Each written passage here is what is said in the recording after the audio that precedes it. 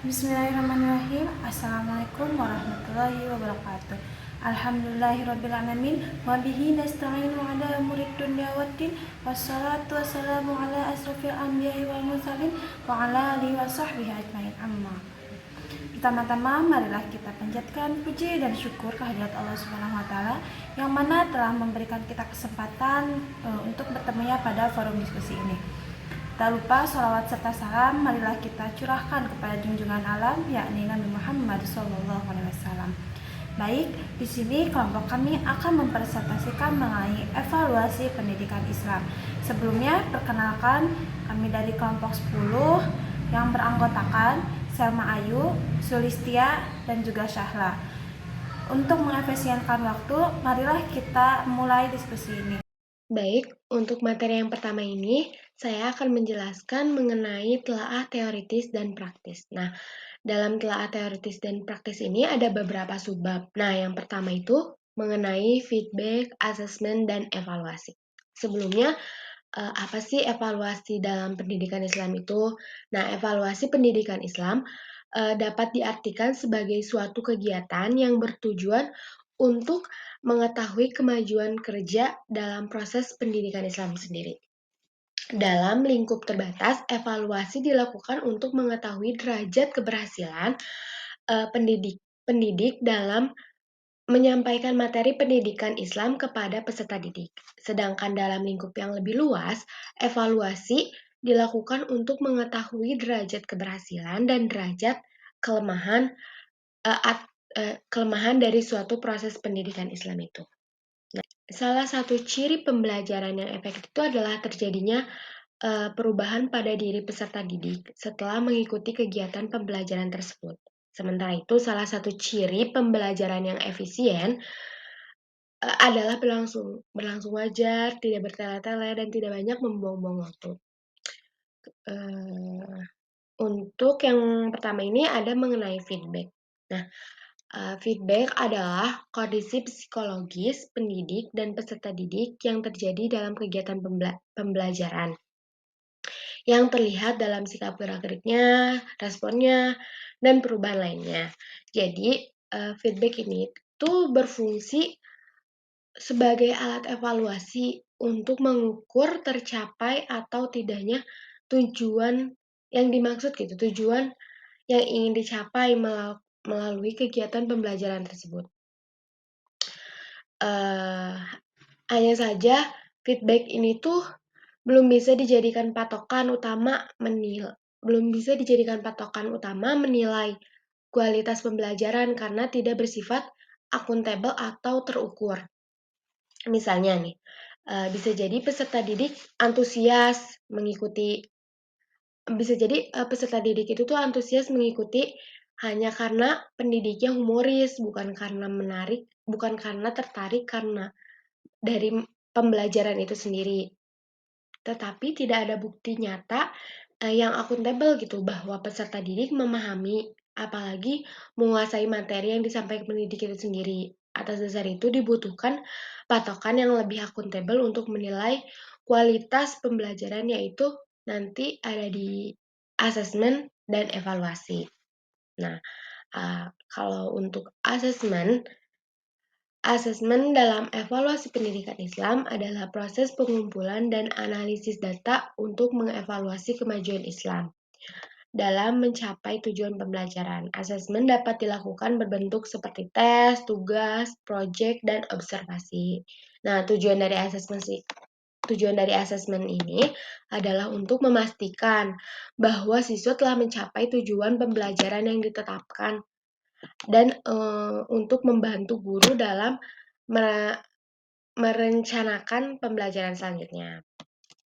Nah, asesmen mengacu pada semua informasi yang dikumpulkan tentang peserta didik di kelas oleh pendidik, baik melalui pengetesan formal, esai, dan pekerjaan rumah lainnya, atau secara informal melalui observasi di kelas kayak menilai dari diri peserta didik tersebut, atau interaksi gitu, cara peserta didik berinteraksi dengan pendidik tersebut.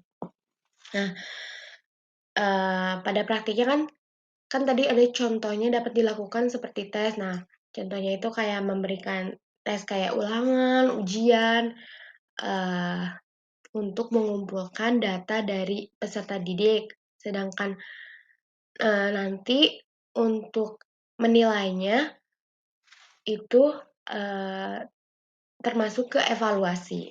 Nah, evaluasi menurut pendidikan Islam ialah cara atau upaya penilaian tingkah laku peserta didik berdasarkan perhitungan yang bersifat menyeluruh, meliputi aspek-aspek psikologisnya dan spiritual. Karena pendidikan Islam tidak hanya melahirkan manusia didik yang berilmu saja atau bersikap religius saja, namun juga manusia didik yang memiliki keduanya, yakni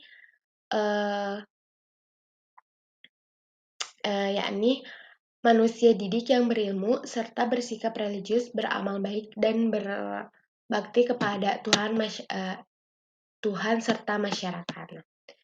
Ada dua tipe utama nih dalam evaluasi. Yang pertama itu evaluasi formatif yang dirancang untuk memberikan informasi kepada pendidik tentang kinerja, pengetahuan, dan keterampilan peserta didik. Nah, kemudian informasi tersebut digunakan untuk merancang pembelajaran berikutnya atau remedi untuk memperbaiki kinerja peserta didik. Nah, lalu yang kedua, evaluasi sumatif yang dimaksudkan untuk memberikan gambaran tentang seberapa baik peserta didik atau peserta didik per individu maupun kolektif dalam mencapai tujuan pembelajaran itu sendiri.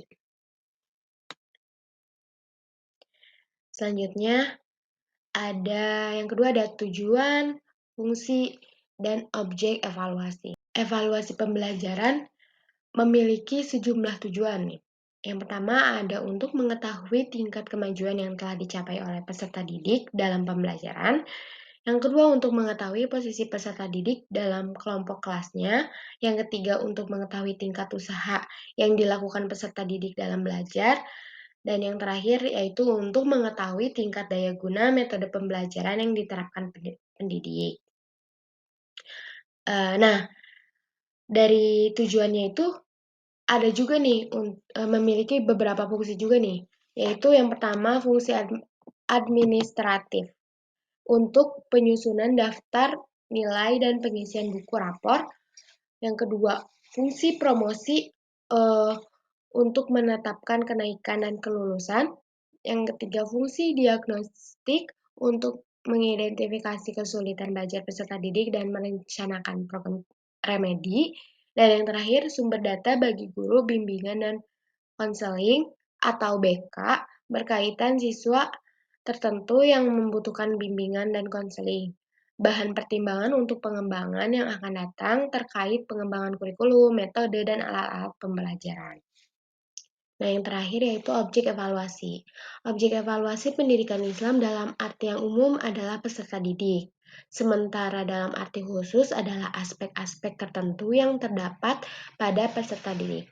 Peserta didik di sini sebenarnya bukan hanya sebagai objek, melainkan juga merupakan suatu subjek evaluasi. Nah, evaluasi pendidikan Islam dilakukan dengan dua cara, yaitu yang pertama ini evaluasi atas diri sendiri atau self evaluation atau muhasabah. Yang kedua, evaluasi terhadap peserta didik dan yang kedua, evaluasi terhadap peserta didik. Evaluasi pendidikan Islam bertujuan untuk menguji, mengetahui, menentukan, mengukur daya kemampuan manusia.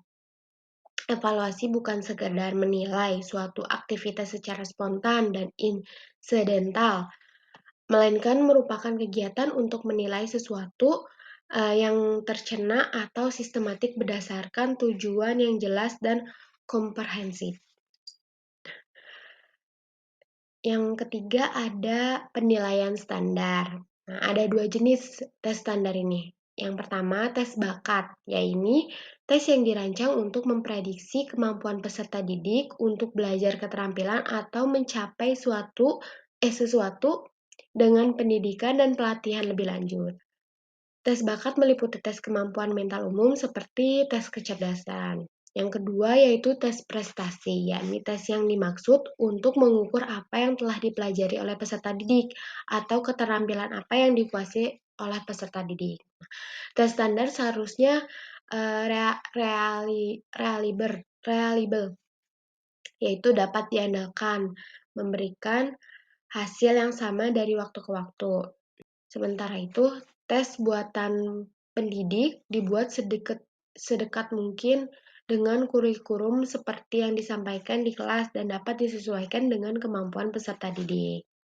Nah, ada dua tipe pertanyaan yang umumnya digunakan dalam tes standar. Yang pertama ini adalah tes yang menggunakan pertanyaan tertutup atau multiple choice, yaitu biasanya berupa pilihan ganda. Nah, untuk yang kedua, tes yang menggunakan pertanyaan terbuka yang sering mengharuskan peserta didik untuk menulis semacam esai. Nah, kedua format ini sama-sama memiliki keuntungan dan kerugian. Nah, kalau untuk keuntungan tes pilihan ganda adalah scoringnya mudah dan cepat, penilaian yang objektif, dan memudahkan peragaman pertanyaan menurut tingkat kesulitannya. Namun, ada juga nih kerugiannya, yaitu peserta didik tidak dapat menjelaskan pemikirannya yang membuat fokus kepada scoringnya daripada prosesnya. Adapun juga nih keuntungan pertanyaan terbuka atau yang esai tadi adalah memberi ruang bagi peserta didik untuk menjelaskan jawaban dan proses penyelesaian soalnya sehingga dapat lebih berguna secara diagnosis. Sementara itu, adapun juga kerugian pertanyaan terbuka ini, yaitu membutuhkan waktu scoring yang lebih lama dan lebih sulit dinilai secara objektif. Nah, dalam hal ini perlu diperhatikan pula peran guru dalam tes standar. Yang pertama, mempersiapkan peserta didik untuk melakukan tes standar. Yang kedua, untuk memahami dan menafsirkan hasil tes. Dan yang ketiga, menggunakan nilai tes standar untuk merancang dan meningkatkan pembelajaran. Nah, ini di sini ada diberikan contoh skala penilaian kayak skala 80 sampai 100 itu mendapatkan huruf A atau artinya itu baik sekali. Dari skala 80 dari skala 66 sampai 79 itu mendapatkan huruf B atau artinya baik dan seterusnya. Nah, yang keempat ada penilaian autentik. Penilaian autentik sangat berkaitan dengan aktivitas pembelajaran. Semakin banyak aktivitas pembelajaran yang dapat dinilai, semakin bagus hasil pembelajarannya. Sementara itu, ranah yang perlu dinilai adalah ranah kognitif, afektif, dan psikomotorik. Nah, jadi ada 3 jenis penilaian autentik. Nah, yang pertama ini penilaian kognitif yang meliputi tes dan tugas. Dalam penilaian ini ada 2 bentuk tes. Tes lisan untuk mengetahui daya serap peserta didik terhadap masalah yang berkaitan dengan kognitif dan tes tertulis untuk mengungkapkan penguasaan peserta didik dalam aspek kognitif.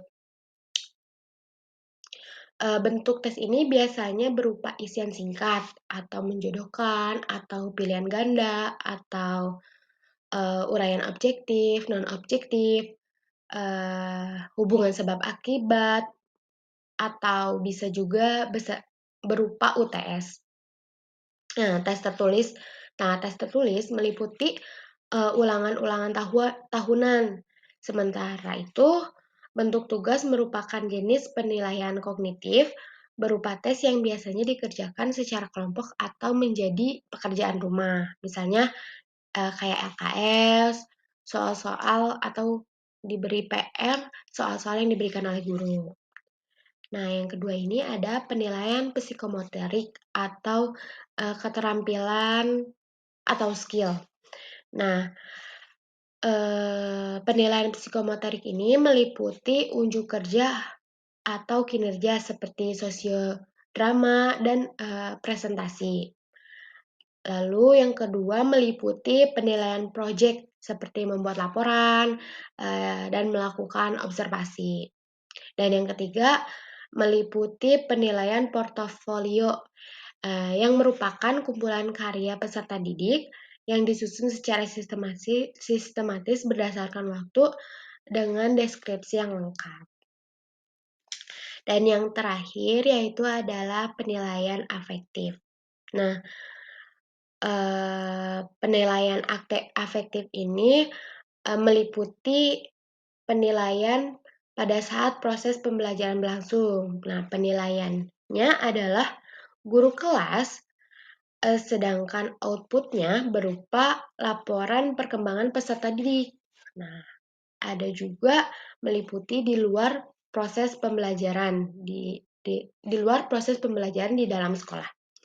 Penilaiannya adalah seluruh guru yang memantau peserta didik, laporannya berbentuk buku poin atau buku pintar. Dan yang ketiga, meliputi di luar sekolah atau di rumah. Nah, penilaiannya ini adalah di orang tua. Laporannya berbentuk buku penghubung. Mungkin cukup sekian dari saya. Materi selanjutnya yaitu materi kelima mengenai evaluasi bagian integral pembelajaran. Evaluasi pembelajaran adalah penilaian yang berkelanjutan pada proses, dan juga pasca pembelajaran. Nah, di sini terdapat tabel yang dapat teman-teman lihat mengenai contoh penilaian pembelajaran. Yang pertama, pada tahap pra-pembelajaran itu akan muncul pertanyaan, apa yang akan menarik siswa saya? Dan muncul juga pertanyaan di tabel kedua, yaitu selama pembelajaran, apakah siswa saya memahami materi pembelajaran? Dan yang ketiga, itu dalam tahap pasca pembelajaran akan timbul juga pertanyaan, apa yang harus saya lakukan selanjutnya? Dan juga teman-teman bisa lihat beberapa contoh lainnya yang ada di tabel. Selanjutnya yaitu contoh evaluasi dari setiap tahapnya. Yang pertama, contoh evaluasi pada tahap pra-pembelajaran adalah tes penempatan kelas jurusan. Nah, salah satu tujuan penempatan kelas jurusan ini adalah untuk mempermudah peserta didik eh, saat mengikuti proses pembelajaran sesuai dengan minat bakatnya. Yang kedua yaitu contoh evaluasi pada tahap proses pembelajaran adalah tes formatif dalam bentuk ulangan maupun kuis untuk menilai efektif atau tidaknya proses pembelajaran. Dan yang ketiga yaitu contoh evaluasi pada tahap pasca pembelajaran adalah tes formatif dalam bentuk ujian tengah semester, ujian akhir semester, hingga ujian nasional untuk menilai lulus atau gagalnya peserta didik. Yang ketiga, yang selanjutnya materi keenam yaitu perspektif Islami evaluasi pembelajaran. Evaluasi tahap pembelajaran yang menekankan pentingnya seleksi awal sesuai dengan konsep pemilihan dalam Islam. Yang pertama itu ada Islam memperkenalkan konsep ikhtiar berarti mencari yang terbaik dan melakukan yang terbaik. Implikasinya umat muslim itu dituntut memilih yang terbaik dari segala urusannya. Contohnya itu memilih calon istri yang terbaik. Yang kedua yaitu Al-Quran menggunakan redaksi istighfar yang berarti memilih sesuatu berdasarkan kualitas kejernihannya. Antara lain, Allah Subhanahu wa Ta'ala memilihkan agama Islam karena kesucian ajarannya. Yang ketiga yaitu hadis menyeru agar umat muslim melakukan salat istikharah saat menghadapi urusan yang pelik, agar diberi pilihan yang terbaik oleh Allah. Selanjutnya, evaluasi tahap proses pembelajaran selaras dengan konsep ujian dan evaluasi dalam diri. Itu yang pertama, Islam memperkenalkan konsep bala yang berarti menguji manusia dengan hal-hal positif dan hal-hal negatif. Yang kedua, yaitu Islam memperkenalkan konsep muhasabah atau evaluasi diri untuk menilai perkembangan kualitas diri dari waktu ke waktu dengan prinsip hari ini lebih baik dari kemarin dan esok lebih baik dari hari ini. Yang selanjutnya yaitu evaluasi tahap pasca pembelajaran selaras dengan konsep hisab dan pembalasan. Yang pertama, di samping konsep muhasabah yang merupakan evaluasi diri sendiri, Islam juga memperkenalkan konsep hisab yang merupakan evaluasi oleh pihak lain. Setiap perbuatan manusia akan diberi balasan sekecil apapun itu, perbuatan yang dilakukan manusia pasti akan mendapatkan balasan walaupun sebesar biji zarah. Itu terdapat dalam Quran Surat Al-Zalzalah ayat 7-8. Yang ketiga yaitu apresiasi atau penghargaan akan diberikan atas perbuatan yang terpuji dan celaan atau hukuman akan ditimpakan atas perbuatan yang tercela. Materi ketujuh yaitu perspektif Islami evaluasi pendidikan. Analisis terhadap seluruh ayat dapat menghasilkan konsep evaluasi pendidikan dalam perspektif Al-Quran yang memuat sejumlah poin berikut. Di sini teman-teman bisa lihat dan juga bisa baca beberapa poin. Terdapat 10 poin. Yang pertama, prinsip pokok evaluasi pendidikan adalah menghargai perbuatan baik melebihi standar sebagai wujud kasih sayang. Yang kedua, yaitu evaluasi pendidikan seharusnya ditetapkan dalam kalender pendidikan. Yang ketiga, evaluasi pendidikan meliputi kurikulum tertulis maupun kurikulum tersembunyi atau hidden curriculum. Yang keempat, yaitu objek evaluasi pendidikan ditunjukkan pada setiap hal yang relevan dievaluasi. Yang kelima, yaitu bukanlah suatu diskriminasi ketika guru mempermudah evaluasi murid teladan dan mempersulit evaluasi murid telatan. Selanjutnya, pada next selanjutnya itu ada evaluasi pendidikan dilakukan secara efektif dan efisien, tidak ruwet dan berlarut-larut. Salah satu fungsi evaluasi pendidikan adalah memilah murid yang sungguh-sungguh dengan murid yang tidak sungguh-sungguh dalam mengaktualisasikan segenap potensinya. Poin yang selanjutnya, agar dapat dipertanggungjawabkan secara transparan atau akuntabel, hasil evaluasi dicatat dalam laporan tertulis seperti raport.